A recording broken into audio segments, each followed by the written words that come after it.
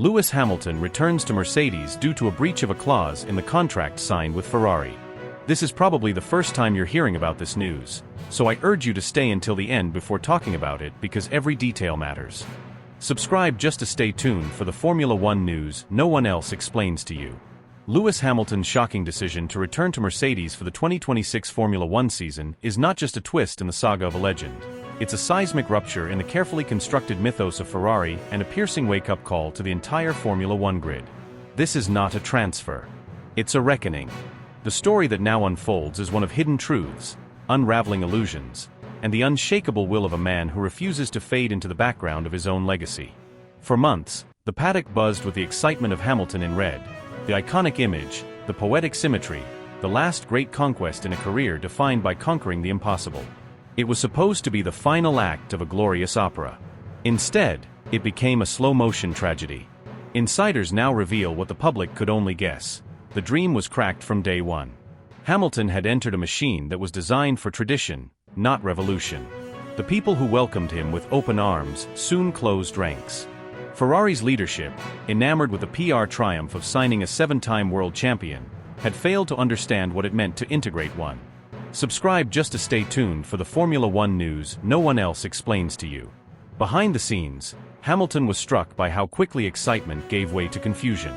Strategic meetings were muddled with bureaucracy. Decisions were made, reversed, and then made again. There were days when Hamilton walked out of the briefing room unsure who was actually in charge. Communication felt theatrical rather than tactical.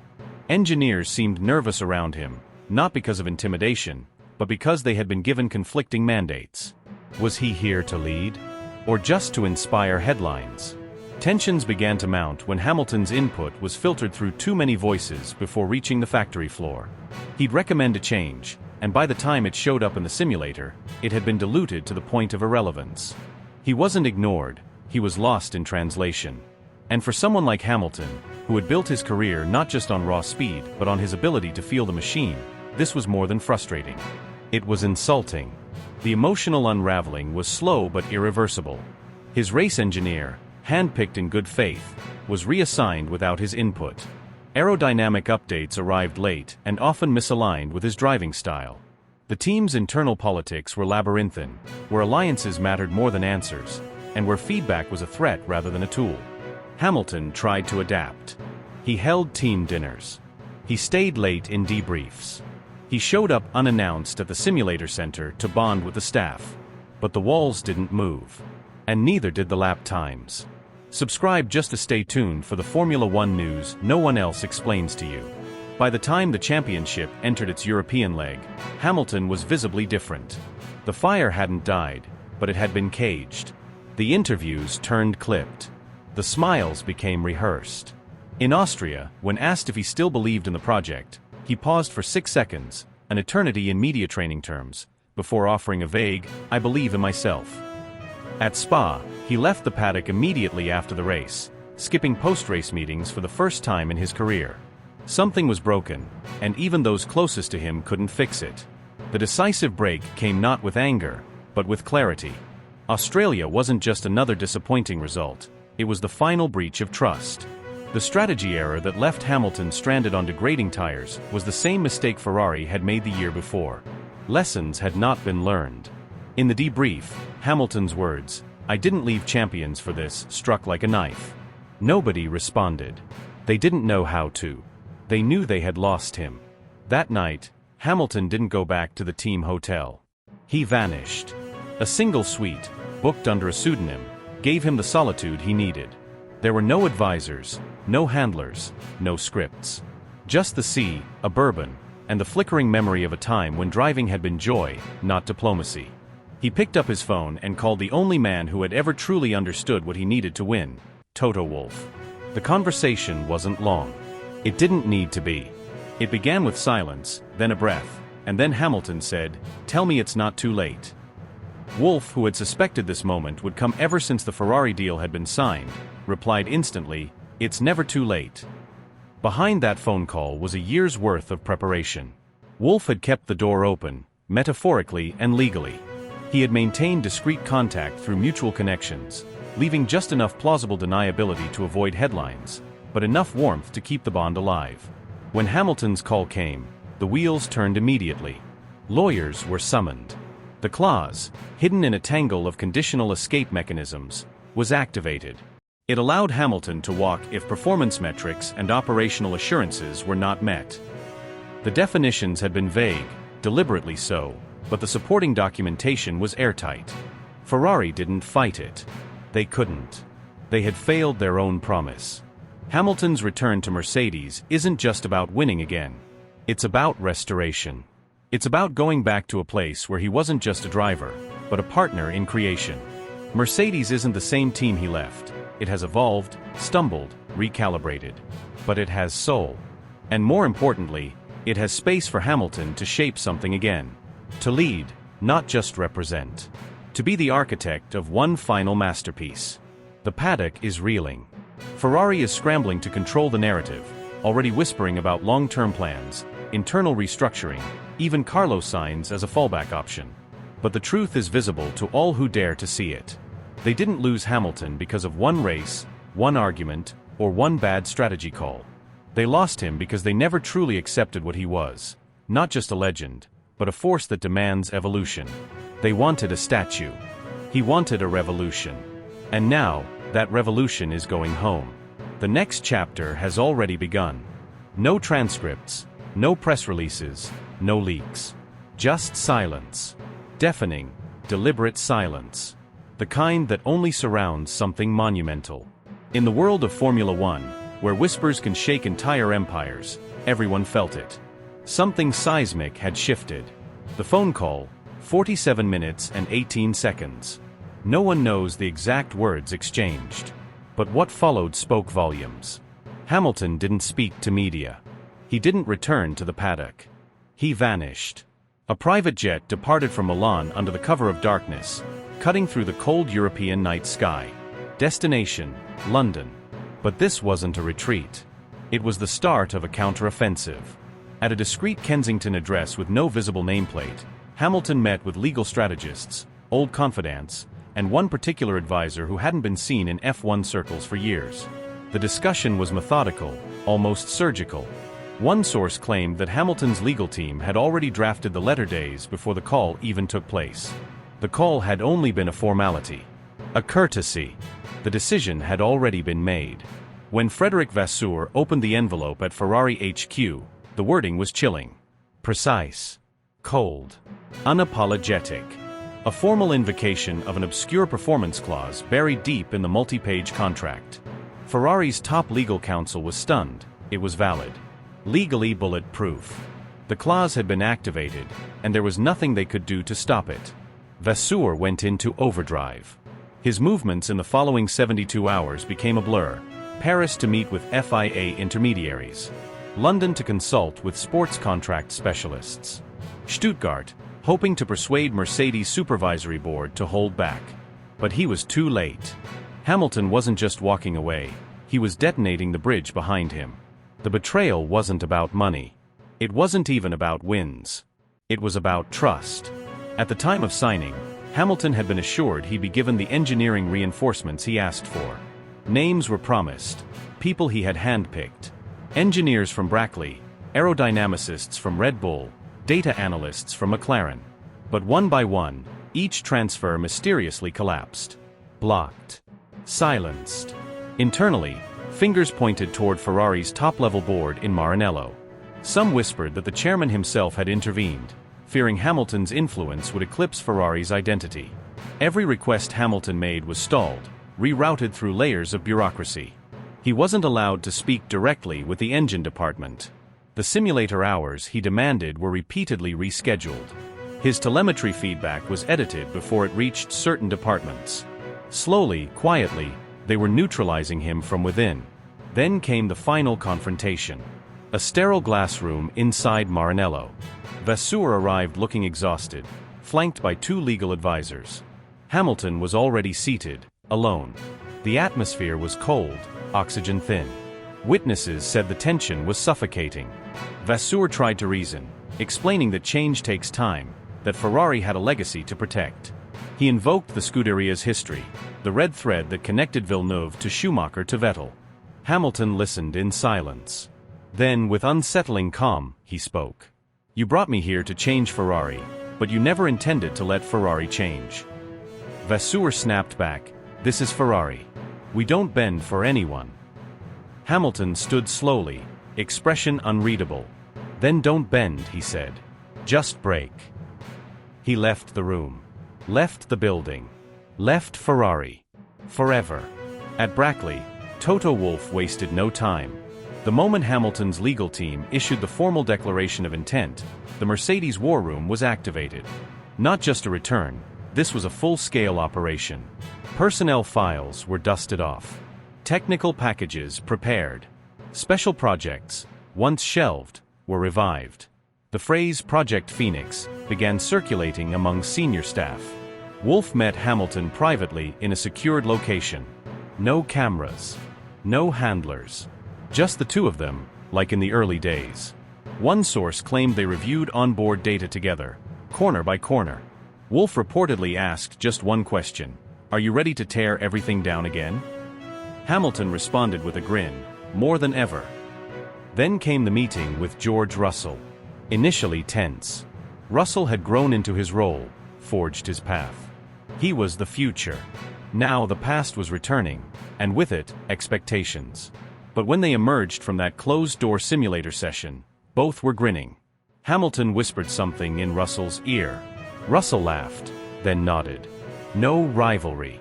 No resentment. Just resolve. This wasn't about teammates. This was about destiny. Back at Ferrari, chaos. Morale fractured. Some engineers openly wept. Others quit. Italian media erupted. Headlines screamed betrayal. Fans were divided. Some burned Hamilton merchandise outside Maranello gates. Others defended him as the only one brave enough to challenge the institution from within. And through it all, Hamilton remained silent. Until one cryptic post appeared on his social media. Black background. White text. Sometimes the fire doesn't destroy you. Sometimes it forges you. No image. No caption. Just that. The paddock buzzed like a hornet's nest. Red Bull insiders were reportedly deeply unsettled. McLaren issued a vague statement about welcoming competition. Aston Martin offered no comment, but Lance Stroll's face during a press conference said enough. And Mercedes? Quiet. Calculating. Focused.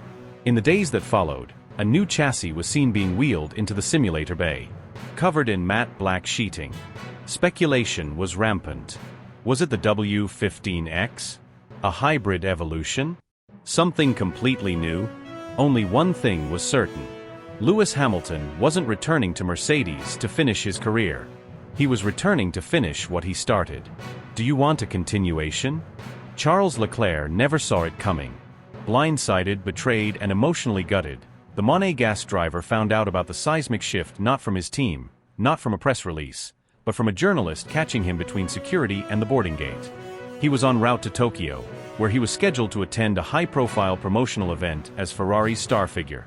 Instead, he spent the 12-hour flight paralyzed in his seat, headphones plugged in, not listening to music but simply drowning out a world that no longer made sense.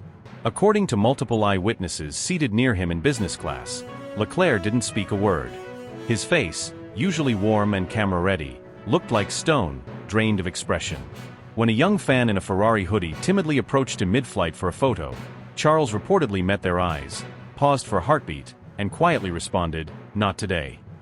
The silence carried more weight than any public statement. Inside his tight-knit circle, the mood was one of disbelief laced with bitterness. Leclerc, who had spent the past 2 seasons defending the team in the media, shielding internal chaos from public scrutiny, now felt exposed. He had believed in the long-term vision. He had believed in the rhetoric, of loyalty, of growth, of shared dreams. But now? That belief lay shattered, scattered across the tarmac like shards of carbon fiber. Friends say he isn't angry in the conventional sense, he's gutted. This wasn't just a teammate switch. It was a rupture of trust. A fracture in the foundation of everything he thought Ferrari stood for. To Leclerc, Lewis Hamilton's sudden insertion into the Scuderia garage wasn't a partnership, it was a message. A warning shot.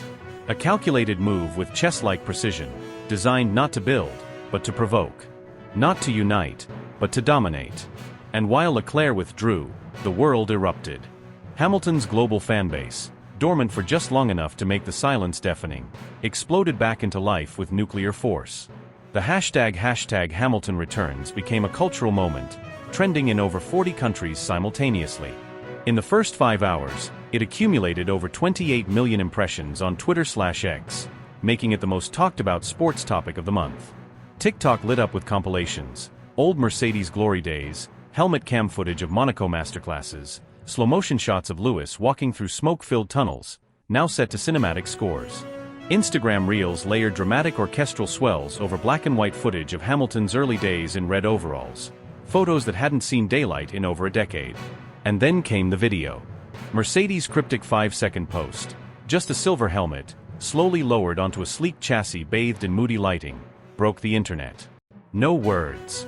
No faces. Just symbolism. Within 3 hours, it had become the most viewed post in the team's social media history. Hamilton hadn't just returned to the narrative, he had seized control of it. Comments flooded in by the second, flame emojis, goat icons, tears, crowns, red and silver hearts. Fans who had sworn off the sport after Abu Dhabi 2021 whispered, "He's back." Brands raced to realign. Petronas, sensing the moment, immediately issued a press release announcing a historic expansion in their partnership. Puma dropped a teaser for the comeback silver collection, limited edition racing boots with Hamilton's number etched in platinum foil. Netflix, reportedly caught flat-footed by the announcement, halted final editing on Drive to Survive Season 7 to inject emergency interviews and rescript episode arcs. Even Formula One's official YouTube channel changed its banner to a photo of Hamilton, mid-step, half-shadowed, with the words Part 2 beneath. The paddock was no less shaken. Seasoned journalists ripped up scripts. Podcasters canceled scheduled guests to make space for emergency roundtables. F1's most notorious rumormongers found themselves unusually accurate for once. Inside team hospitality units from Imola to Woking, the atmosphere was electric. Part shock, part awe, part dread. McLaren sources claimed Lando Norris went ghost for 12 hours. No texts, no messages, just silence. Oscar Piastri, already under pressure, was seen pacing outside his hotel at 3 a.m., talking on the phone, gesturing frantically. At Alpine, someone reportedly quipped, "We're not even the subplot anymore." One anonymous team principal gave a brutal summary, "This is the reset button no one asked for." Hamilton didn't just switch teams, he restarted the timeline. And in the midst of this storm sat Ferrari, once the center of tradition, now the epicenter of disruption. Within Maranello, opinions are split. Some see the move as visionary. A once-in-a-lifetime chance to pair youth with experience. To leverage Leclerc's raw hunger and Hamilton's strategic mind. But others whisper of tension already bubbling beneath the surface. Two alpha drivers. Two different styles. One fading dream of unity. And the Scuderia knows all too well the ghosts that haunt a divided garage. Alonso versus Massa, Vettel versus Leclerc. The comparisons are already happening. The headlines write themselves. But none of that changes what Charles Leclerc felt that day. Alone on a plane, betrayed by silence, questioning every meeting, every handshake, every smile from team executives who had assured him of his role in the future. He didn't just lose the number one status. He lost a version of the Ferrari dream he had carried since he was a boy. And now, as the world lights up in red and silver once more, Leclerc faces the biggest psychological race of his life. Not against Max, not against Lewis, but against the creeping sense that he was merely a placeholder. A bridge between eras. A talented pawn in a game of kings. Would you like this story expanded into multiple scenes for a video or series of posts? Lewis Hamilton's return is not merely another driver changing suits or teams reshuffling pawns. It's a tectonic shift. It's the moment when Formula One history pauses to take a breath. Because something colossal is unfolding. This is not just about speed. This is not about podiums or champagne showers or headline-grabbing Instagram posts. Hamilton returns not as a man seeking glory, but as a force aiming to rewrite the end of his own mythos. This is no longer a career. It's a crusade. He doesn't need the money. He's one of the most successful athletes in the history of the sport. He doesn't crave the spotlight. He already lives in it. The fame, the followers, the fashion, the global campaigns, those are side effects of being Lewis Hamilton. But this return? It has nothing to do with branding. It's personal. Deeply, violently personal. Because the number 8 isn't a dream anymore. It's not even a goal. It's a hunger. A growling, all-consuming, all-devouring beast inside his chest that will not be silenced until the job is done. He has 7 world championships to his name, each one a monumental achievement. But the 8th is different. The 8th is the one that was denied. Taken. Ripped away on that dark December evening in Abu Dhabi in 2021. And the scar of that night never faded. It hardened. It defined the mission. Now he doesn't speak with hope, he speaks with resolve. This is not about building a future for Mercedes anymore. He already did that. He brought them from the shadows into a golden age of dominance, rewriting record books with every passing year. No, this isn't about legacy building. This is about vengeance. Controlled. Cold. Tactical vengeance against a sport that, in his eyes and in the eyes of millions, betrayed him when it mattered most. When he walks back into Brackley, he doesn't walk in as a returning employee. He walks in as a returning king, crowned not by trophies but by trials. Everyone in that building knows what's at stake. They don't greet him with handshakes, they greet him with fire in their eyes. Because the mission is singular. There is no confusion, no distraction, no compromise. Just one goal, redemption. Ruthless, unrelenting redemption. Other teams pretend to be calm, but they're not. Red Bull has built a fortress with Max Verstappen at the center, but even Christian Horner knows, this is different. This is not the 2020s version of Lewis Hamilton. This is Hamilton reborn in the ashes of betrayal. This is Hamilton with nothing to lose. This is a man willing to torch the system that turned on him just to raise that 8th trophy above the ruins. And Red Bull? They can feel it. Every podium they take now has a ticking clock behind it. Ferrari, once again, finds itself tangled in dreams and disaster. Their flirtation with resurgence is always loud but fleeting. The red car might still be the most iconic on the grid, but Hamilton's presence now rewrites the narrative. The cameras may still point at Leclerc or Sainz, but in the background, always in the background, Hamilton looms. Quiet. Calculating. Ready. McLaren, Aston Martin, Alpine, they all know what's coming. They feel it in every press conference, every practice session, every sector time that gets a little too close. They don't say it out loud, but they're watching, waiting, bracing. Because when Hamilton returns like this, it changes the gravity of the entire sport. And Toto Wolff? He doesn't have to say a word. His smirk says it all. The band is back together, not for nostalgia, but for war. A final campaign. One last push to rewrite the ending and silence the doubters once and for all. Hamilton isn't here for a farewell tour. He's not here to shake hands and wave from the balcony. He's here to bury the past, conquer the present, and seize the future with bloodied hands if he must. The paddock knows it. The fans know it. You can feel it online, in every forum, in every comment thread that erupts the moment his name is mentioned. Social media doesn't just react, it explodes. Clips of his past glories go viral again. Children wear his number with pride. The next generation isn't just watching, they're believing. Because for them, Hamilton isn't just a driver. He's a symbol, a movement. Proof that resilience, rage, and raw determination can break through anything, even injustice wrapped in rules. And now, as the sun finally sets on the fantasy of an untouchable Red Bull empire, a new dawn begins to rise over the silver halls of Brackley. But it's not soft. It's not serene. It's burning. Because Hamilton has returned, not to extend the empire he once built, but to incinerate the old one and raise one final flag in the firestorm. A flag stitched not with corporate slogans, but with resolve, with heartbreak, with fury. And this time, he won't be stopped. Not by stewards. Not by safety cars. Not by politics. Not even by the gods of racing. Because when Lewis Hamilton sets his eyes on destiny, the world doesn't just watch, it moves out of the way.